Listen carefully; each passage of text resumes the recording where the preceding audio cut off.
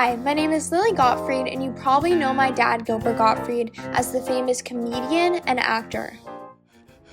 You got a problem, Piggy? You're wrapped in sugar and filled with anti-fluoride. No, bitch! Tickets have not been paid. That means you're liable. Can you cuff Mr. Bernstein, please?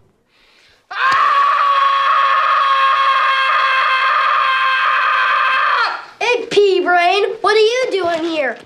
Another prep school poser whining about how hard it is out there to be a gangster. Are you guys serious? He trashes practically everybody. I would not waste 2 seconds on that squinty-eyed little weasel.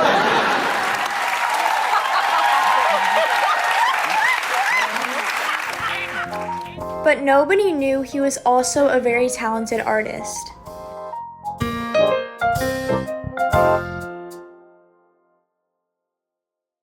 My dad was born February 28, 1955 in Brooklyn, New York.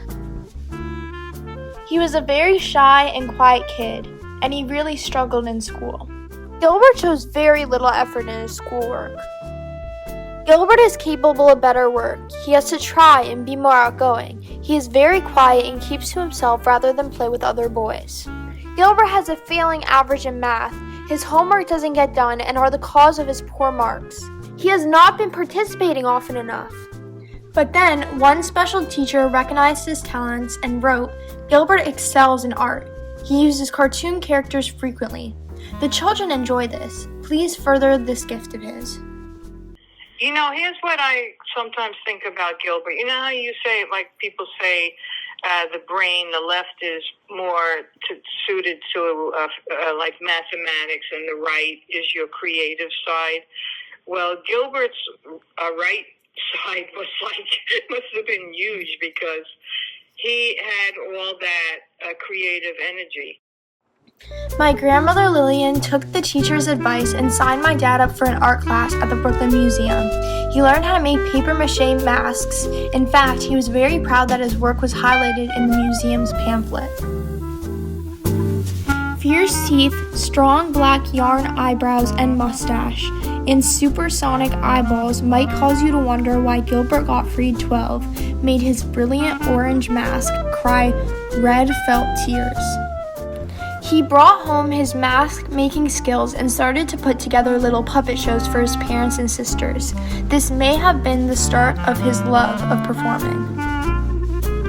When he was 15, his big sister was impressed with his imitations and took him on the subway to an open mic night in the city. That's when his stand-up career began. Still struggling in school, my dad ended up dropping out at 15. He started to perform nightly, but he still had a love for art. At this point, he wasn't sure if he wanted to be a professional artist or a professional comedian. At night, he would perform in clubs, and during the day, he would draw. Drew Friedman. I'm an artist. I've actually drawn Gilbert a couple of times. And we became friends, and Gilbert actually was an artist too, and he showed me some of his cartoons, which I really liked. Gilbert's artwork, insane, twisted, sweet, and beautiful. Vile fever dreams. He was influenced by Robert Crumb, Basil Wolverton, and Rory Hayes. You should Google them. And the best of Mad Magazine. His art reflected everything that was simmering around in that brain of his. Nothing held back. His psyche splattered, regurgitated onto innocent sheets of paper, crazy and from the heart. Gilbert is Picasso. Gilbert is Miles Davis. Gilbert is Stravinsky. Gilbert's that level of skill.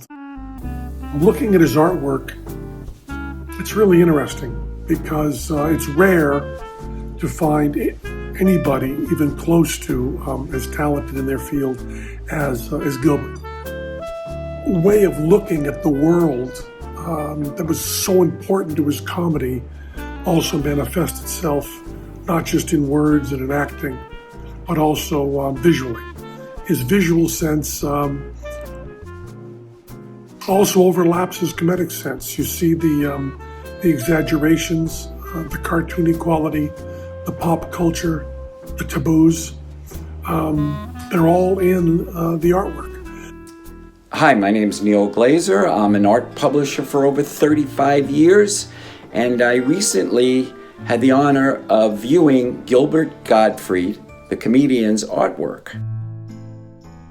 You get a glimpse, a little bit into Gilbert's mind as a child growing up in Brooklyn in 1960.